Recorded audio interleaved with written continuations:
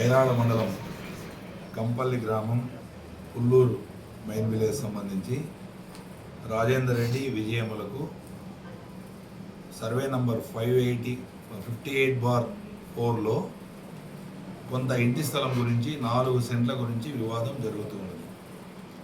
ఈ వివాదంలో భాగంగా నిన్నటి దినం అనగా 19/7/2026 తేదీ ఇన్స్టాగ్రామ్లోను తర్వాత యూట్యూబ్లోను దివ్యాంగులపై దాడి న్యాయం కోరుతున్న బాధితులు అనే శీర్షికతో ఇన్స్టాగ్రామ్లో, అలాగే యూట్యూబ్లో చిత్తూరు జిల్లాలో దారుణం దివ్యాంగురాలపై వైసీపీ నాయకుడు దాడి అనే శీర్షికతో వీడియోలు పోస్ట్ చేయడం జరిగింది.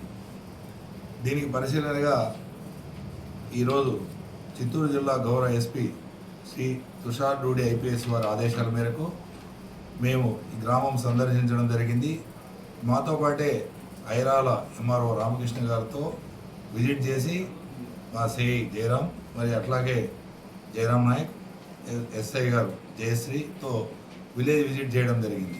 రెవెన్యూ అధికారుల సమక్షంలో పరిశీలన జరిగింది. ఫీల్డ్ విజిట్ చేసి తర్వాత పోలీస్ స్టేషన్కు సంబంధించి వచ్చి అక్కడ వాళ్ళ రెవెన్యూ రికార్డులు పరిశీలించడం జరిగింది.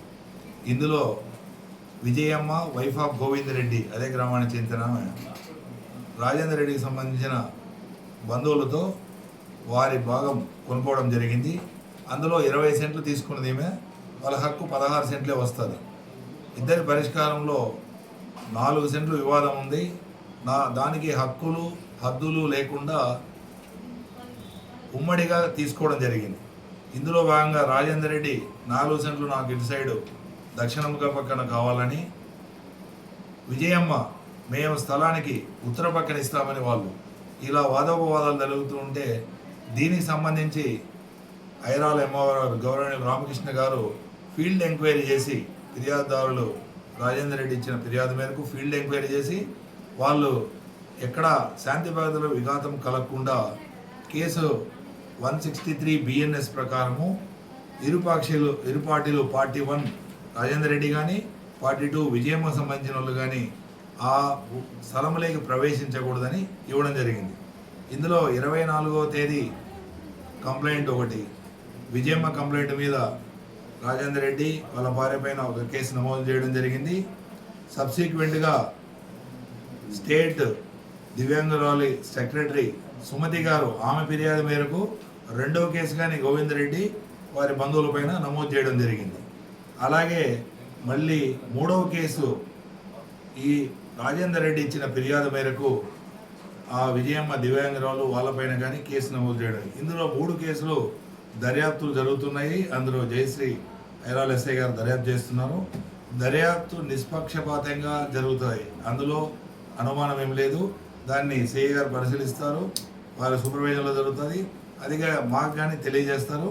ఇందులో రెవెన్యూ రికార్డులు పరిశీలించి ఎవరికి హక్కుదారులు అనే దాన్ని నిర్ధారించి దాని ప్రకారం రెవెన్యూ అధికారుల సమన్వయంతో ఈ కేసును సామరస్యంగా పరిష్కరించడానికి ప్రయత్నం చేస్తాం లీగల్గా. కానీ ఇందులో 2 పార్టీలను ఇందులో డిఆర్ఓ ఈ సంబంధించిన కేసు ఎంఆర్ఓ గారు ఎక్కడైతే పెట్టినారో దాన్ని డిస్ట్రిక్ట్ కలెక్టర్ గారి కోర్టుకు వెళ్ళడం జరిగింది. అది డిఆర్ఓ గారు ఈ నెల 23వ తేదీకి వేయడం జరిగింది.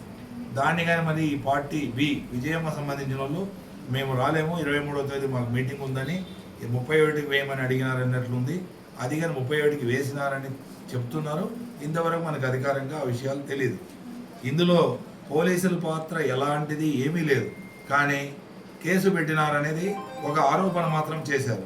ఇందులో ప్రజలు తెలుసుకోవాల్సింది, బాధితులు తెలుసుకోవాల్సింది పోలీసు పక్షాన ఏంటంటే పట్టదగిన నేరం ఎవరిచ్చినా దాన్ని ముందు దర్యాప్తు చేయాలి, కేసు నమోదు చేయాలి. కేసు నమోదు చేసిన వెంటనే పోలీస్ అధికారికి దాని మీద అధికారాలు వస్తాయి. అది నిజమైన కేసా తప్పిదమైన కేసా అని దర్యాప్తు చేసి తెలుస్తారు. ఊరిక ఫిర్యాదు తీసుకున్న తర్వాత దాని మీద ఎంక్వైరీ చేసి దాన్ని నిర్ధారించేకి పోలీస్ అధికారికి ఎలాంటి ఇది లేదు. కాబట్టి అందు మీద వాళ్ళు ఇచ్చిన ఫిర్యాదు మీద కేసు నమోదు చేసినందుకు దివ్యాంగురాలైన విజయమ్మ, వారికి సంబంధించిన అసోసియేషన్ స్టేట్ ప్రెసిడెంట్ చంద్రశేఖర్ గారు, తర్వాత స్టేట్ సెక్రటరీ సుమతి గారు కొంత పోలీసు వారి మీద వ్యతిరేకమైన ఇస్తున్నారనేది రూమర్స్ స్ప్రెడ్ అయినాయి. దానిలో భాగంగానే ఈ వీడియో వచ్చిందని కొంతమంది అన్నారు. దాని ఎట్టి పరిస్థితుల్లో అలాంటివి ప్రలోభాలకు కానీ అలాంటి ఆలోచనలకు కానీ వాళ్ళు ఉండవద్దని కోరుకుంటాం. ప్రజలు కానీ పోలీసులు, చిత్తూరు జిల్లా పోలీసు మా ఎస్పీ తుషార్ రెడ్డి ఐపీఎస్ వారి పర్యవేక్షణలో వారి ఆదేశాల మేరకు